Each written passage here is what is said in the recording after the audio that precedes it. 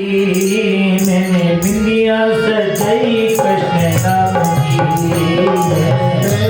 लगाई कृष्ण नाम की, मैंने बिंदिया सजाई कृष्ण नाम की, मैंने मेहंदी रचाई कृष्ण नाम की, मैंने बिंदिया सजाई कृष्ण नाम की, मैंने मेहंदी लगाई कृष्ण नाम की, मैंने बिंदिया सजाई कृष्ण नाम की। मेरी चूड़ी पे कृष्ण, मेरी चूड़ी पे कृष्ण, मेरी चूड़ी पे कृष्ण, मेरी चूड़ी पे कृष्ण, मैंने अपनी कढ़ाई कृष्ण नाम की, मैंने मेहंदी रचाई कृष्ण नाम की, मैंने नथनी सजाई कृष्ण नाम की, मैंने बिंदिया सजाई कृष्ण नाम की, मैंने मेहंदी रचाई कृष्ण नाम की, मैंने बिंदिया सजाई कृष्ण नाम की, मैंने मेहंदी लगाई कृष्ण नाम की, मैंने बिंदिया सजाई कृष्ण नाम की।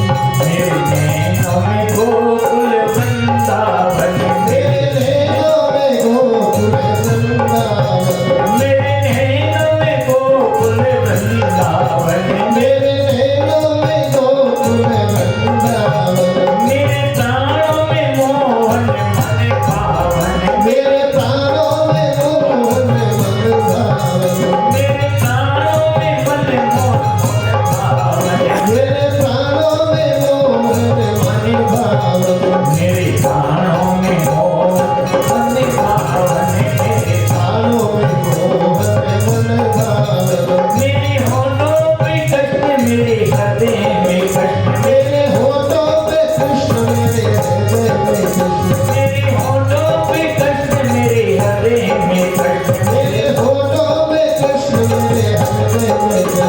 मैंने ज्योति जगाई कृष्ण नाम की, मैंने मेरी रचाई कृष्ण नाम की, मैंने ज्योति जगाई लगाई कृष्ण नाम की, मैंने मेहंदी लगाई कृष्ण नाम की, मैंने मेहंदी रचाई कृष्ण नाम की, मैंने बिंदिया सजाई कृष्ण नाम की, मैंने मेहंदी लगाई कृष्ण नाम की, मैंने बिंदिया सजाई कृष्ण नाम की।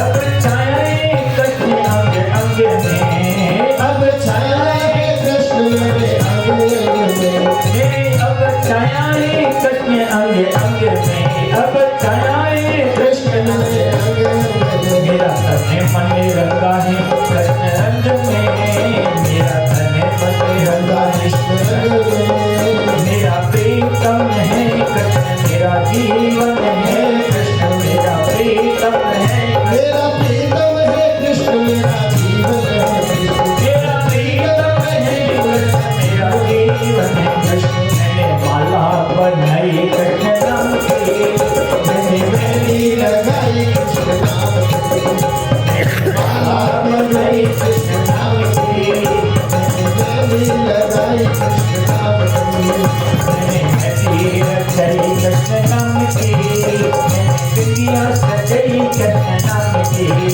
मैंने मेहंदी रचाई कृष्ण नाम की, मैंने बिंदिया सजाई कृष्ण नाम की।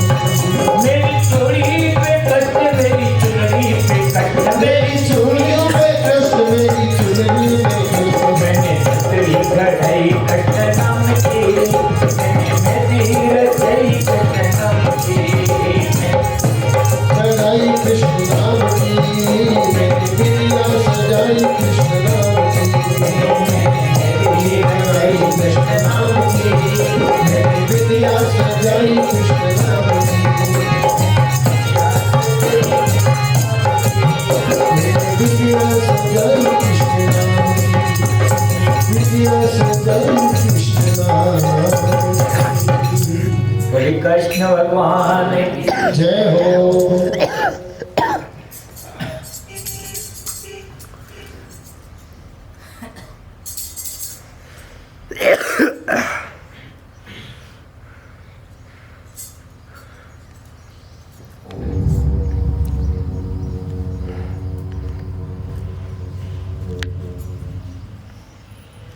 ओम पूर्णमद पूर्णमिदं पूर्णात् पूर्णमुदच्यते पूर्णस्य पूर्णमादाय पूर्णमेवावशिष्यते।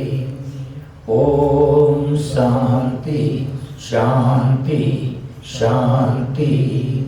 शङ्करं शङ्कराचार्यं केशवं बादरायणं सूत्रभाष्ये कृतौ वन्दे भगवन्तौ पुनः पुनः। ईश्वरो गुरु आत्मेति मूर्तिभेदविभागिने व्योमवत् व्याप्तदेहाय दक्षिणामूर्तये नमः। श्री दक्षिणामूर्ते श्री गुरु चरण सरोज रज निज मन मुखर सुधारी वरणो रघुवर विमल जसु योदायक वरचार। बोधिहीन तनु जानिके सुमरौ पवन कुमार बलवती विद्या देवमयी नरौ कलेश विकार। सियावर रामचंद्र की जय पवन पुत्र हनुमान की जय उमापति महादेव की जय बोलो भाई सब संतन की जय। श्री बद्री विशाल भगवान के क्षेत्र में गुरुदेव की महत कृपा से भगवान हरि के आशीर्वाद से श्रीमद् भागवत कथा ज्ञान सत्र को शुभारंभ करने से पूर्व कुशल हर कीर्तन का आशय है। सभी बोले श्री कृष्ण गोविंद हरे मुरारी हे नाथ नारायण वसुदेवा। श्री कृष्ण गोविंद हरे मुरारी हे नाथ नारायण वसुदेवा। श्री कृष्ण गोविंद हरे मुरारी हे नाथ नारायण वसुदेवा। हे नाथ नारायण वसुदेवा हे नाथ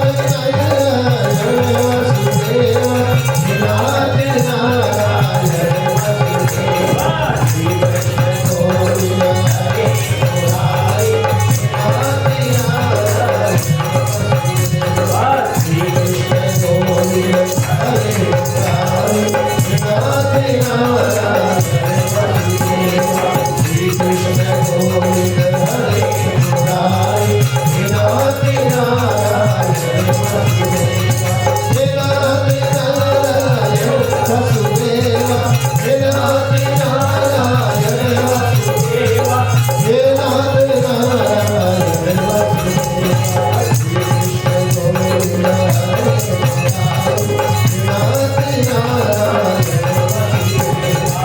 श्री कृष्ण गोविंद हरे मुरारी हे नाथ नारायण वसुदेवा। श्री कृष्ण गोविंद हरे मुरारी हे नाथ नारायण वसुदेवा। हे नाथ नारायण वसुदेवा। हे नाथ नारायण वसुदेवा। बोले कृष्ण भगवान की जय हो। श्रीमद् भागवत महापुराण के 10वें स्कंद प्रारंभ हुआ। 10वें स्कंद संपूर्ण भागवत का फल है। ध्यान देना 12 स्कंद है और जब 12 स्कंद में 9 स्कंद पूरे हुए और 10वां जो स्कंद है संपूर्ण भागवत का फल है।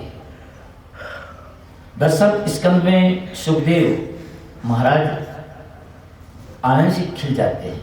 जब कथा आती है ना 10वें स्कंद की प्रारंभ करते हैं तो सुखदेव मुनि जैसे विरक्त मुनि उनका भी आनंद मन बड़े प्रफुल्लित आनंदित हो जाता है। बाकी कौन दिया? यह सुखदेव जी के इष्टदेव की कथा है। ये सुखदेव के इष्टदेव की कथा है, कृष्ण की कथा है। और जहाँ अपने इष्ट की कथा आती है तो वहां फिर कहने के आनंद की कोई सीमा नहीं है। भागवत 7 दिनों में मुक्ति देने वाला ग्रंथ है। ध्यान देना भागवत है 7 दिन में मुक्ति देने वाला ये ग्रंथ है। अनेक जन्मों तक साधना करने पर भी नहीं मिलने वाली मुक्ति जो अति दुर्लभ मुक्ति है राजा परीक्षित को 7 दिनों में मिल गई थी। परीक्षित का प्रश्न था सुखदेव महाराज से कि भगवान आसन मृत्यु व्यक्ति का क्या कर्तव्य है? जो मरणासन व्यक्ति है उसका कर्तव्य क्या रहता है? अब एक बात ध्यान देना, राजा परीक्षित को श्राप था 7 दिन में उनकी मृत्यु होने का। तो केवल राजा परीक्षित को ही नहीं, सबकी मृत्यु 7वें दिन होने वाली है। जय हो। सबकी मृत्यु निश्चित है। यदि कोई सत्य है तो मृत्यु सत्य है, बाकी सब असत्य है। इस शरीर का जन्म हुआ तो इसकी मृत्यु, इसका अंत अवश्य होगा, इसका अंत अवश्य होगा। और 7 दिन में कोई ना कोई एक दिन निश्चित है। सप्ताह में 7 दिन होते भैया, नहीं कि 8वां दिन होता है। सोम, मंगल, बुध, गुरु, शुक्र, शनि और रवि। और कोई बार है?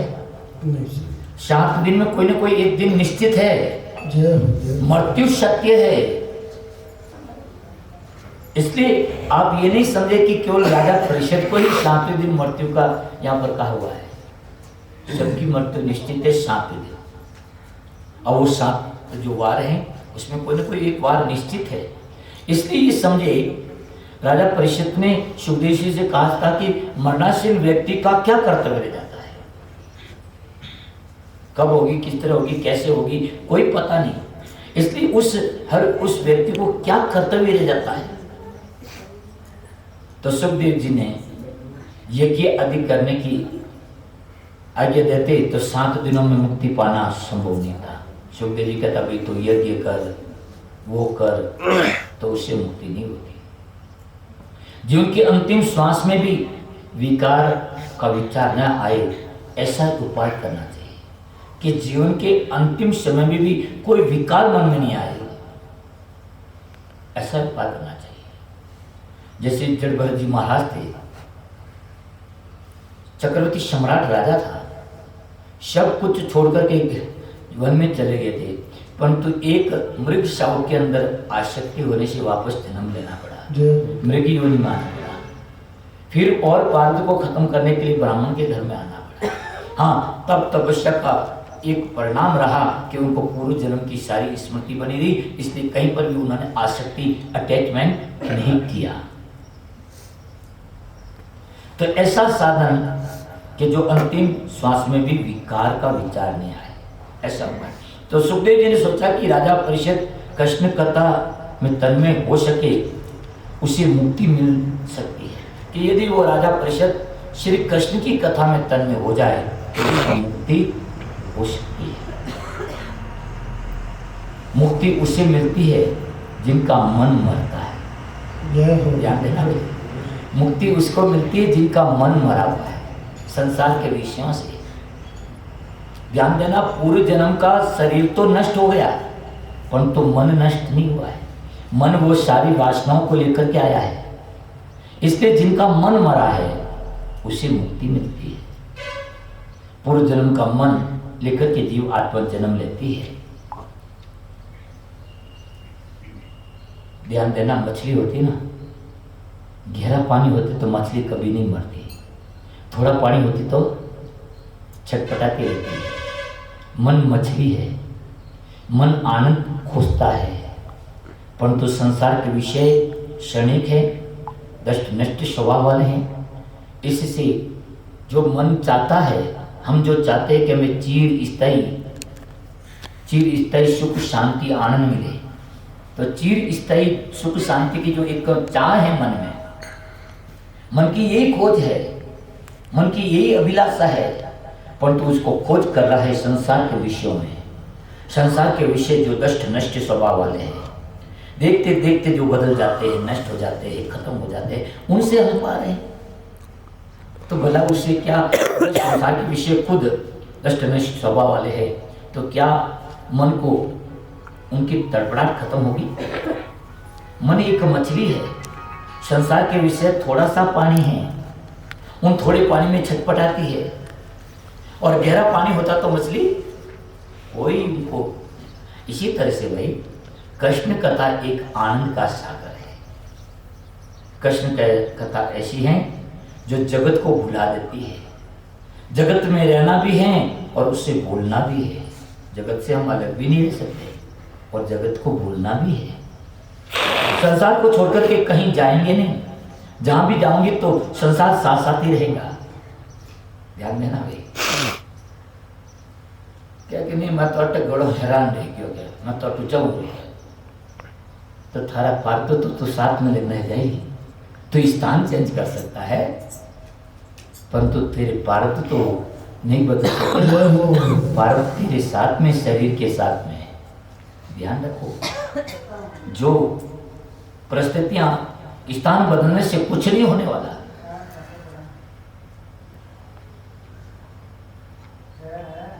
उन्हें भी बारे आवाज नहीं करे।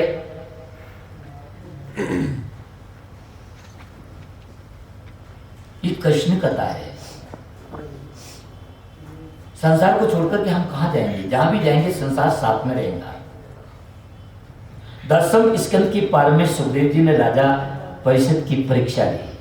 ध्यान देना भाई। अब कृष्ण की कथा आ रही है, सुखदेव की अपने इष्ट की कथा आ रही है। तो राजा परिषद ने देखा सुखदेव की थोड़ी चाशनी तो देख लो, कितना कृष्ण में प्रीति जगी है भगवत कथा के अंदर। तो सुखदेव जी ने कहा, अरे राजन 5 दिन रह गया है, तो की नहीं तो की खायो नहीं की पियो हैं, तने थोड़ी थकावट रह गई, जा थोड़ा पानी पीना आ जा हैं, थोड़ा विश्राम करना आ जा, थोड़ा भोजन पानी कर ले, तारी कमर दुखुन ढूगी रही। जो अपन बैठ बैठा कमर दुखे था, नहीं बाहर बोले थे कथा तो लेता, कथा कोई ले लो, ऊंचा नीचा तो रह गया था। तो सुखदेव जी महाराज राजा परिषद की परीक्षा ली कि हे राजन जाओ, थोड़ा पानी पैसा अपने इंटरवल अवकाश और आशीष, जा रोटी खाना आ जाओ, पानी पीना आ जा, थोड़ा विश्राम करना आ जा। जब सुखदेव जी महाराज ने ऐसा कहा तो राजा परिषद कहता है कि हे भगवान, अन तो क्या कहे, मैंने जल तक का त्याग कर दिया। कि भगवान भोजन की क्या कहे, मैंने जल का भी त्याग कर दिया है। और यही तो भूख और प्यास थी, जिन भूख और प्यास के कारण मैं वन में गया और वहां वन के अंदर मेरे इन भूख और प्यास के कारण ही वहां पर ऋषि का मैंने अपराध किया, उनके गले में मरा हुआ सर्प डाला और श्रृंग ऋषि का मुझे श्राप मिला। भूख और प्यास के कारण कभी मैंने मुनि का मृत साप हाथ डाल दिया।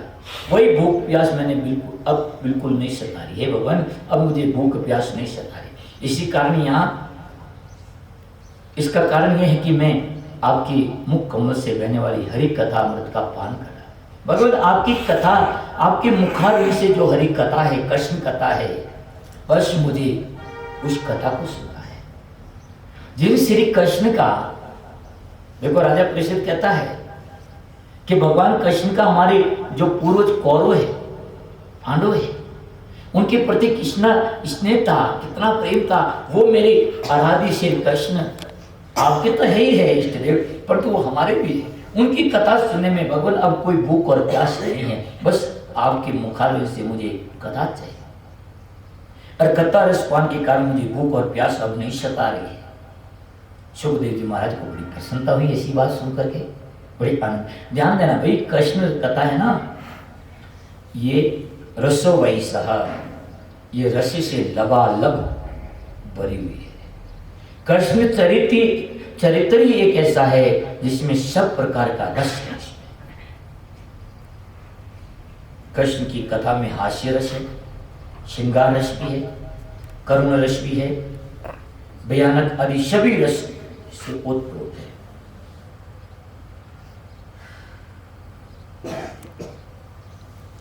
बाल लीला में हास्य रस है। भगवान कृष्ण की बाल लीला में आएंगे जब अपने सबों के साथ में बड़े हंसते खेलते हैं।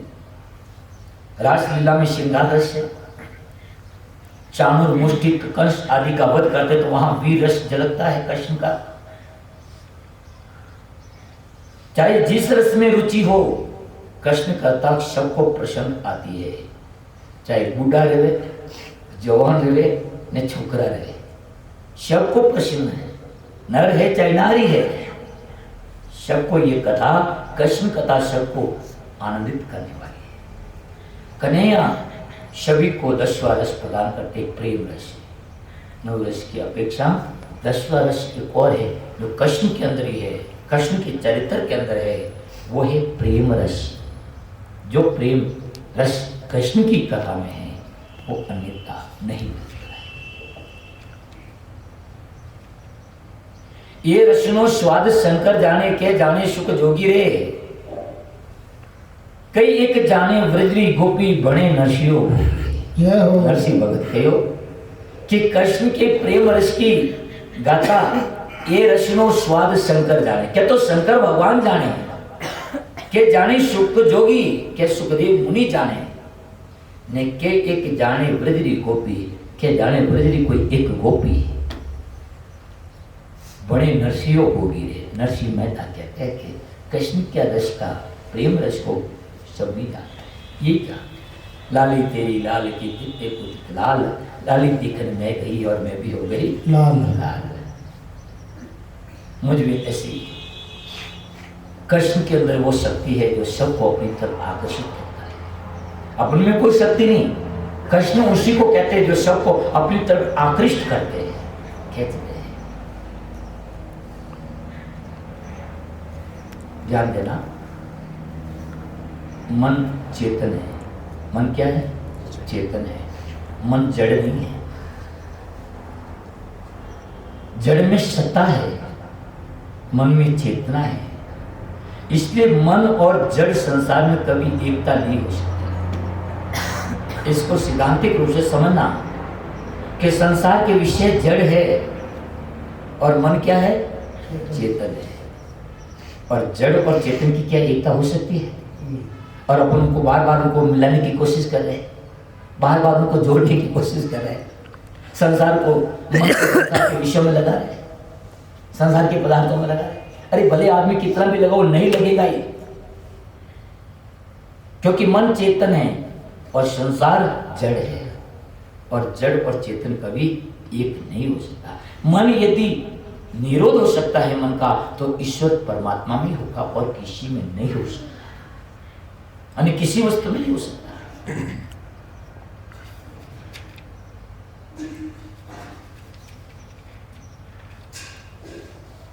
कृष्ण की कथा अद्भुत कथा है।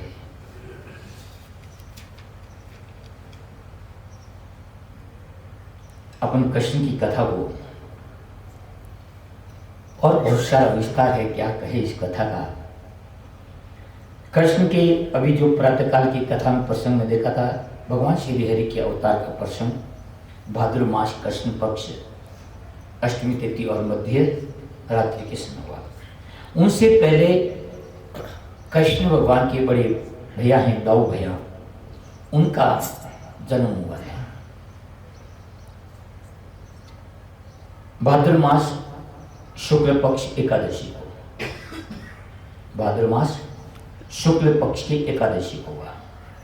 जब दाऊ भैया का जन्म हुआ तो ये कहाँ पर हुआ?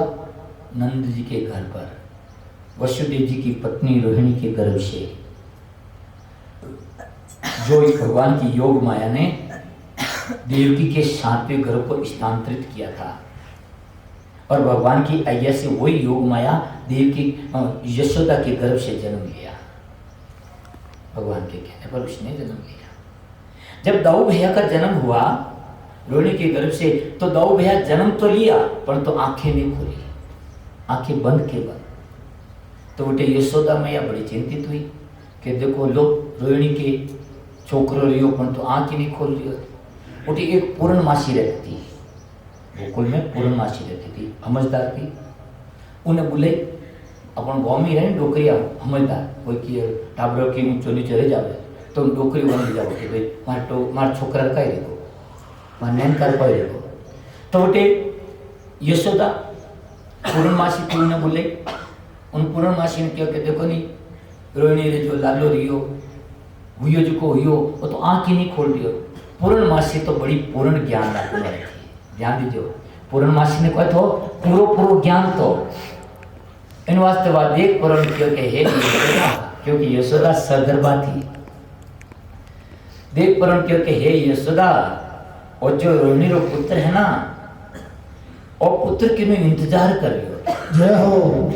और क्यों इंतजार कर रहे हैं और उन्हें देख के जने इनी आंखें खुली મને તો લાગે હે યશોદા થારે લાલો હોય છે થારે લાલો રેવેના વટે પૂર્ણમાસી કહેલું વટે ભવિષ્યવાણી કરી પૂર્ણમાસીઓને પાતિંતર કહી हमें कहीं होना कहीं नहीं होना वो तो भविष्य घर में छिपी है न कि नहीं खबर को नहीं इस तरह उन बादरे माने देखो भगवान कृष्ण रो जन्म मथुरा माने खल से कारागार में रियो भगवान जो एक व्यवस्था बताई उन अनुसार वसुदेव जी गोकुल में पहुंचाया हालांकि जन्म रियो होते मथुरा में कारागार में रियो परंतु किन्हीं कानों कान कोई खबर को नहीं भगवान की माया सबको वहां पर आवरण डाल दिया और भगवान का प्राकट्य कहाँ प्रकट हुआ यशोदा के घर नंद बाबा के यहाँ और यशोदा के यहीं क्यों हुआ यशोदा का नाम का भाव है यश ददाति इति यशोदा जो सभी को यश देवे सभी को आनंद देवे घणी यशोदा सब कौन खुद करे परंतु जब जसरी बात आवे के नहीं मैं नहीं करियो तो थोड़े हमारे सहयोग बुद्धि हो गया जो व्यक्ति यश पाने का जो भूखा होता है उनके घर भगवान कभी नहीं आते जय हो जो व्यक्ति दूसरों को यश देवे काम सगला स्वयं करता है और परंतु यश कीर्ति जहां बात आती है उनकी से वो बिल्कुल निर्लिप्त रहता है वो दूसरे को देता है यश ददाति इति यशोदा जो दूसरे को यश देती है वो यशोदा है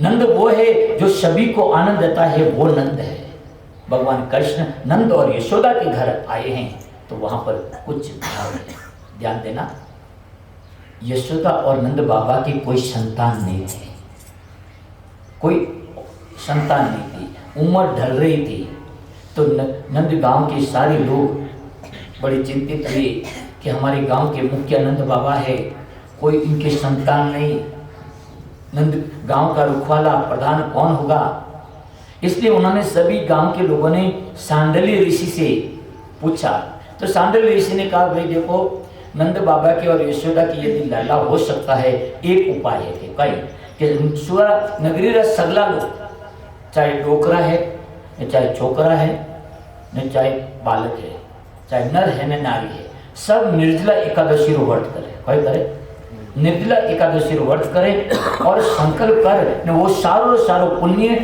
नंद बाबा और यशोदा ने दे तो थोड़े नगरी रे भाग्य सु मानो यशोदा रे और नंद बाबा रे छोकरो जा तो नगरी रा सगला लोग सांडल ऋषि रे कहूं सु निर्जला एकादशी रो व्रत करियो और व्रत करने वो सारो संकल्प करने वो पुण्य नंद बाबा रे यशोदा ने दिया